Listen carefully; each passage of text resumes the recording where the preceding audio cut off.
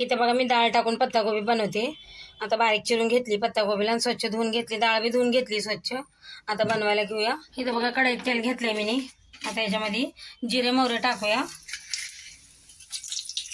जिरे मोहरी तडतडले की मग याच्यात आपल्याला कांदा टाकायचा आहे। एक कांदा घेतला बारीक चिरून।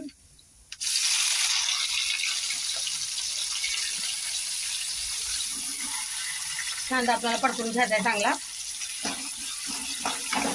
हे बघा कांदा परतून घेतलाय। इथं आता बघा मी टमाटे घेतले एक आणि 2 हिरव्या मिरच्या कढीपत्ता बी टाकूया। आता याला आपण चांगलं परतून घेऊ। इथं बघा टमाटे बी चांगले परतून घेतले। लाल मिरची, हळद, धनिया पावडर आणि गरम मसाला घेतला बी टाकूया याच्यात। आणि मसाला आपण असं चांगलं परतून घेऊ याच्यामध्ये। आता हे बघा मसाले परतून घेतले। तुरीची डाळ घेतली आहे। आता ही तुरीची डाळ पण आपण टाकू याच्यात। तुरीची डाळ चांगली स्वच्छ धुवून घेतली। आता ही डाळ आपल्याला मसाल्यासंग 2 मिनिटं परतून घ्यायची चांगली। आता याच्यात थोडंसं मीठ टाकते आणि चांगली आपल्याला परतून घ्यायची बघा 2 मिनिटं। बघा 2 मिनिटं झाले, डाळ परतून घेतली मी। आता याच्यात आपण ही गोबी टाकूया।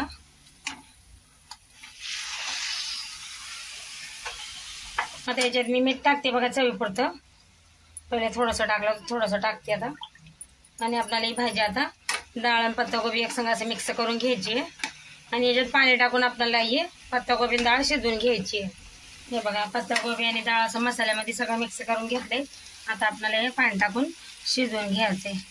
डाळ अशी मऊ थोडीशी झाली का थोडंसं पाणी टाकून आपल्याला हे शिजवून घ्यायचं। एकदमच नाही टाकायचं पाणी। आता याच्यात कोथिंबीर टाकायचं